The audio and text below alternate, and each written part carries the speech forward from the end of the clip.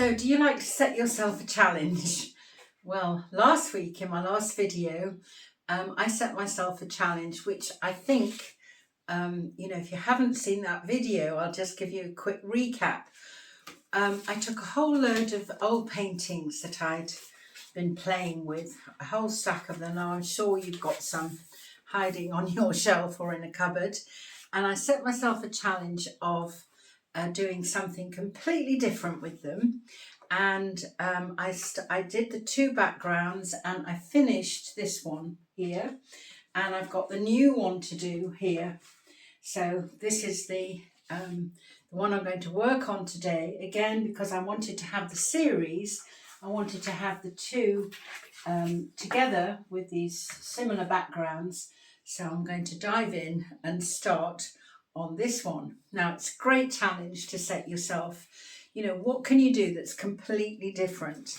Going from really messy play paintings to turning out something hopefully, pretty and nice that you feel really satisfied and happy with. So I'm going to dive in and make a start on the second one. And then there's a nice surprise at the end. If you like this video and you love doing tutorials on abstract art with lots of ideas and inspiration, then do like the video and subscribe so you get the updates. I do a video every week coming out on a Sunday, and sometimes extra ones in between. So that would be fantastic. Subscribe, because I'm nearly on 10,000 subscribers, and that's very exciting. And it's free, it doesn't cost you anything, so brilliant. So let's get on with this painting. So these were the two paintings, old paintings that I started with. And I chose these two and gave them a coat of gesso, clear gesso. And now I'm just doing a very, very quick recap of beginning of this second painting, just to break us into what's going to happen. Obviously, I'm, just covering it with the first layers of paint, and some of the lovely texture from underneath is coming through. So I just wanted to really do a quick dash through this. So I've planned out my design here of what I'd like to do. I want to do a bowl of flowers on here. The other one, had the vase. So this I'm going to do a nice pot instead. And then similar flowers here. So we'll see how that goes composition-wise and colour-wise. I've got a few ideas, so we will see. Well, if you saw the last video, you saw that where I've putting my flowers over colour, if you just put the colour on here, it's not going to be the full colour. So the best thing that you can do for that is to put them in white.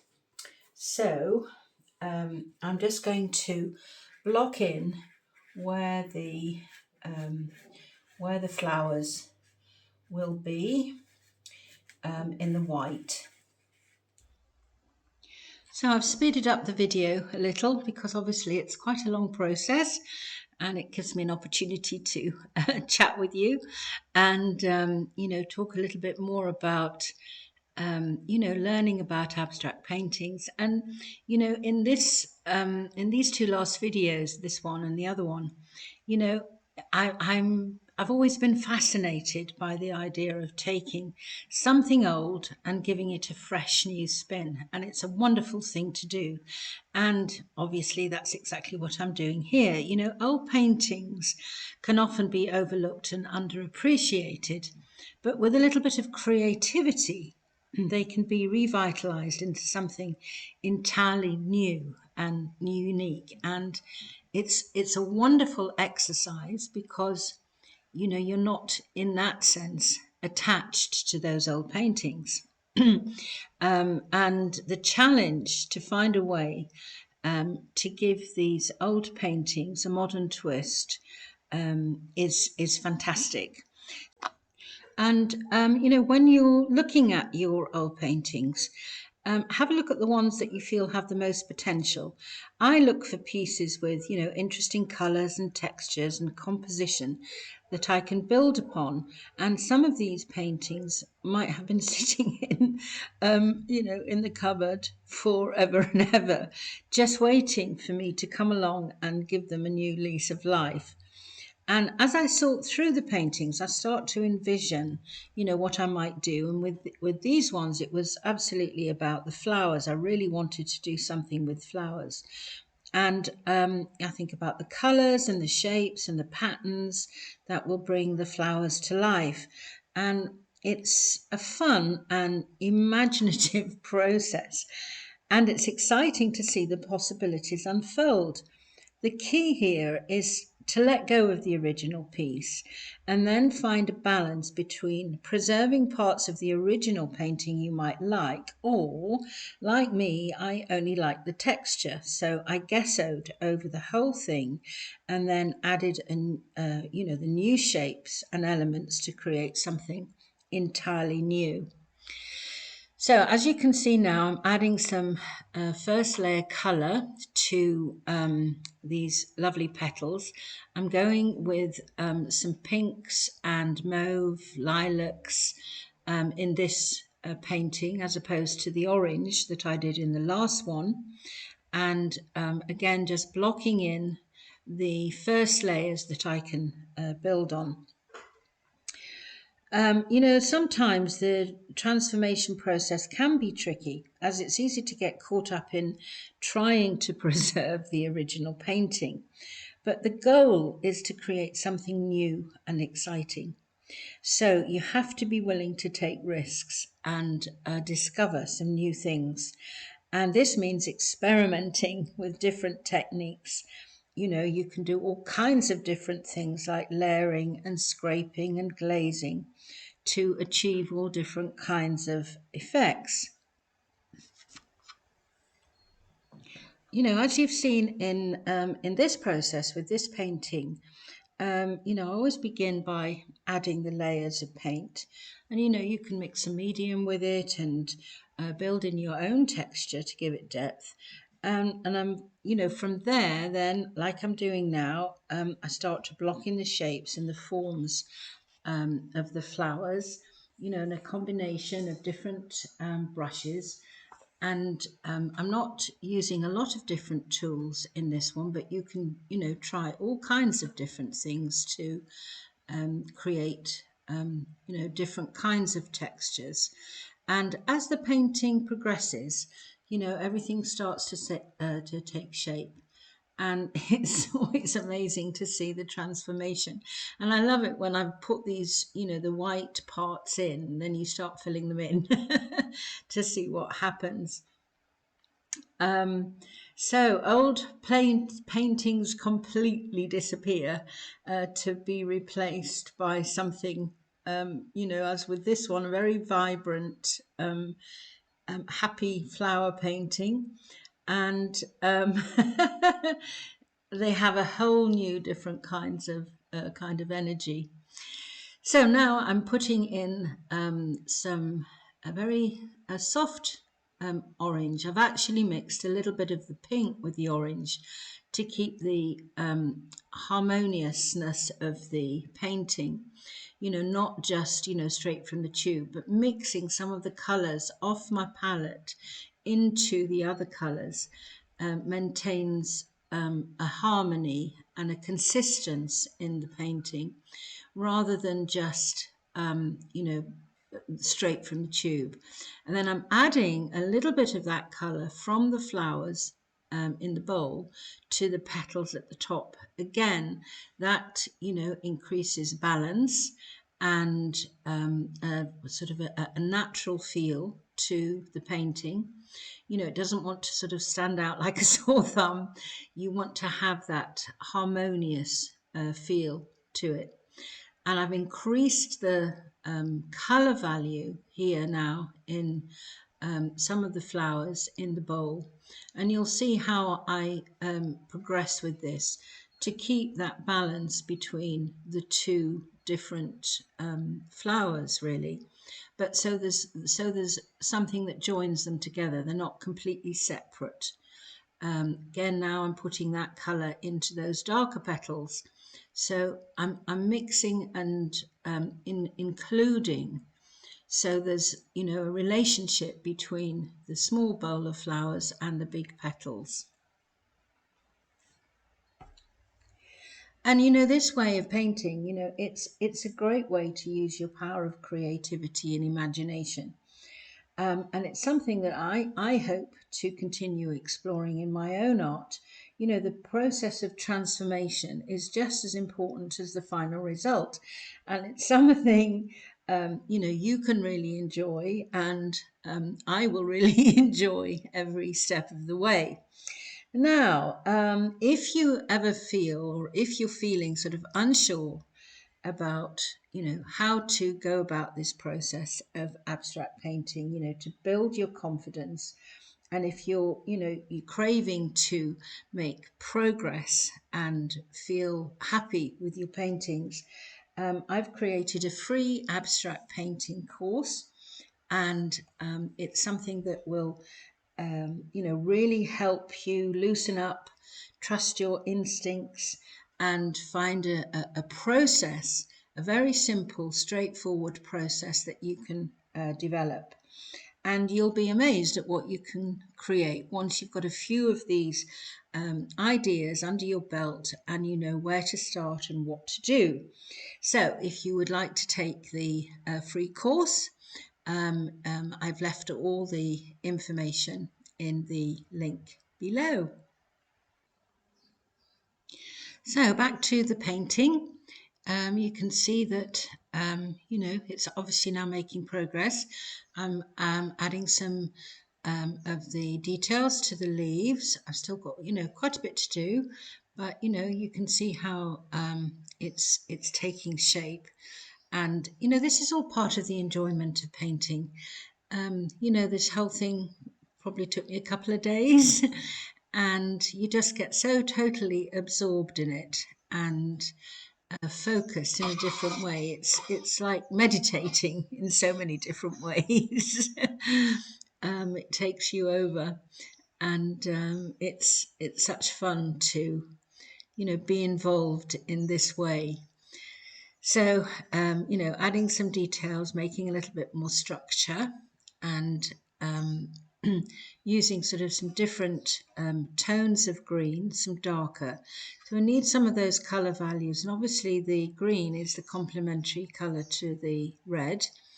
And so as soon as it starts to come to life a little, once you add some of that, you know, the opposite colour, the complementary colour.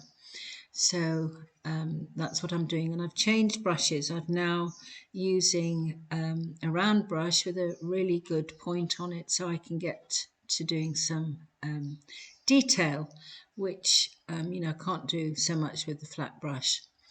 And you know, that makes it life a bit easier.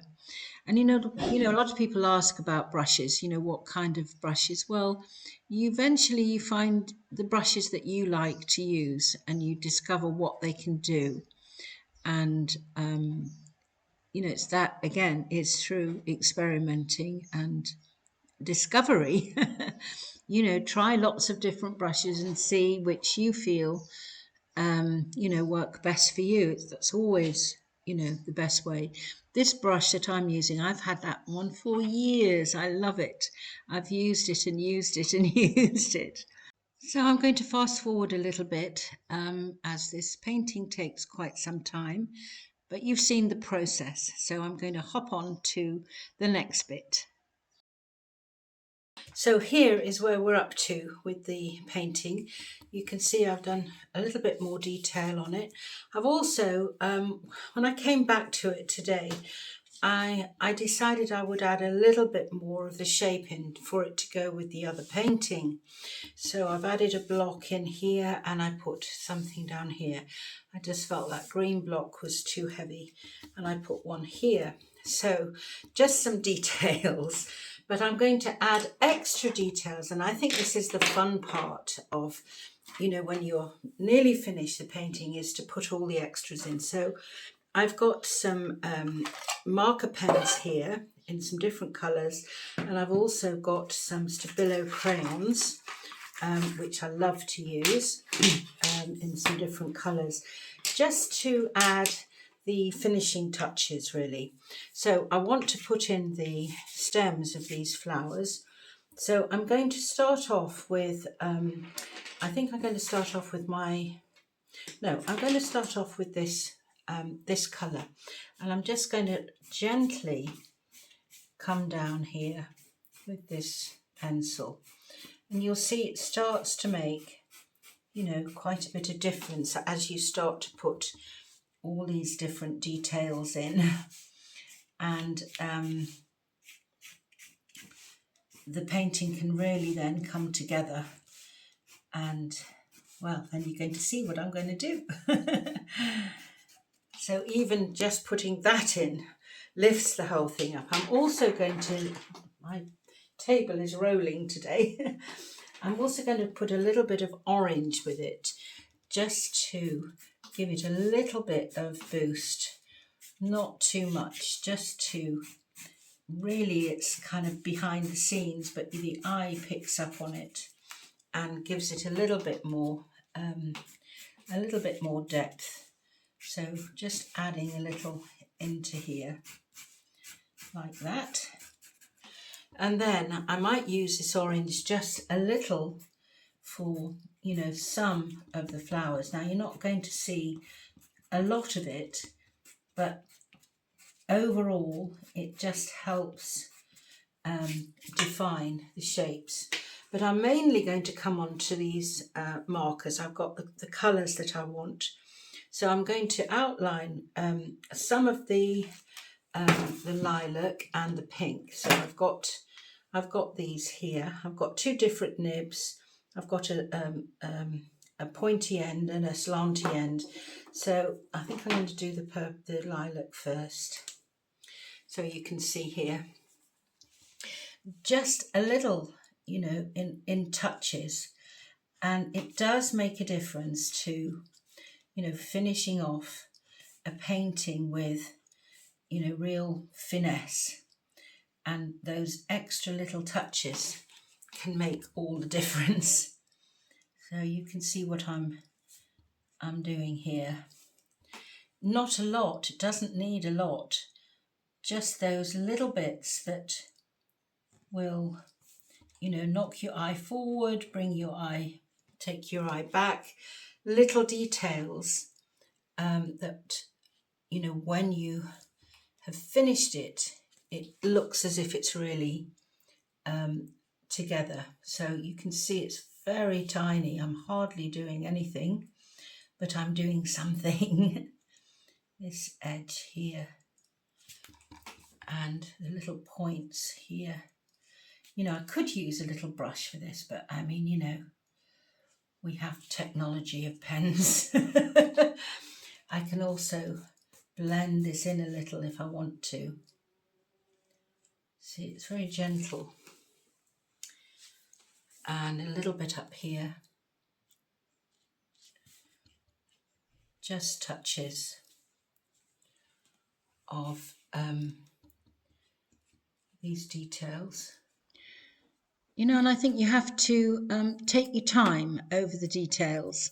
You know, spend some time looking at the painting. You know, put it up on your easel or up on the wall so you can see it in you know, a different perspective.